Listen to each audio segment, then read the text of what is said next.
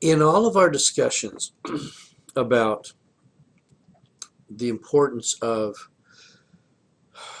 grieving so that we can forgive, so that we can move forward in our life, we have to keep in mind that as human beings, we're here on this earth with a very specific kind of thing, and that is that we're being prepared, and ultimately we're going to be changed for what comes after. In a fallen state that we're in right now, we have an inability to hold joy. Joy is that place that we are filled with into the eternities. And yet at this moment in our current state, we have an inability, because of our fallen state and fallen natures and who we are, to hold that joy.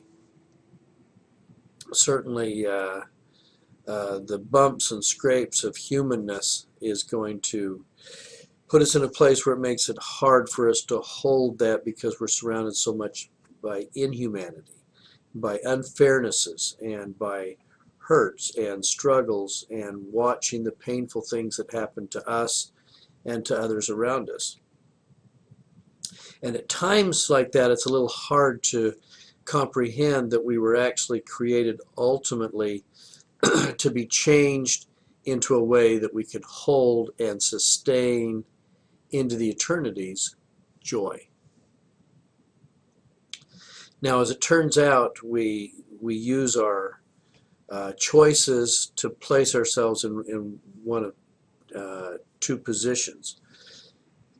If we continue to grudge and fail to heal through our griefs, we have a tendency then to hold on to misery, and to be able to recognize and experience and enjoy joy. What we're replaced with is a miserable state of unhappiness. And in the same way that sometimes we talk about darkness being an absence of light, in a very real way, misery is an absence of joy.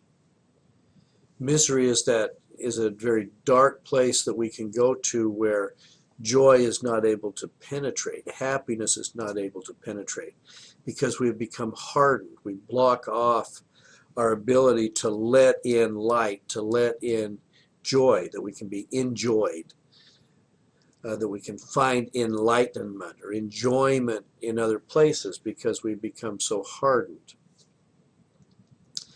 As we've talked about before, at times when we have become full of misery and our heart hardens over, we really allow ourselves to become captive, in a way, to the most miserable experiences in our life.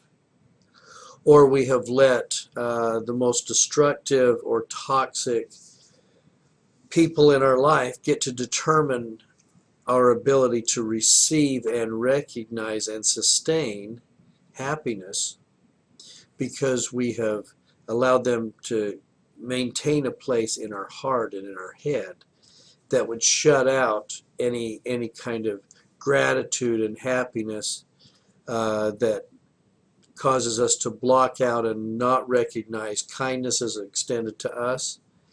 And then also, because of the bitterness and anger, it reduces our ability to be kind to one another.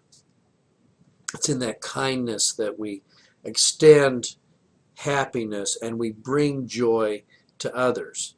And in a sense, we are filled with joy, a reflected joy from their joy. It increases in us through our own kindness.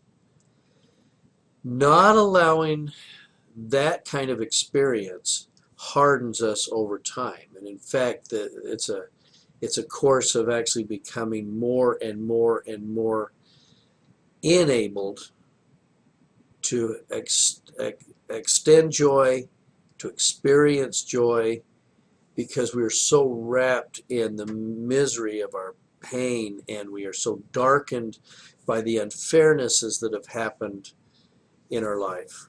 and the effect that that's having on us and on our countenance and the way that we view other people and ourselves, we become less trusting, we become less accepting,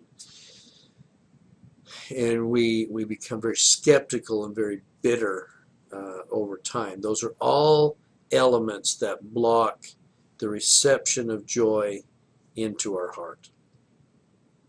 It's all of that that robs us of a fulfilled joy going forward, because we're still not being able to escape those things that are there. We are created to be filled with and transformed by and changed by permanently into joyful creatures. This is not a natural state for us. We are designed to become joyful.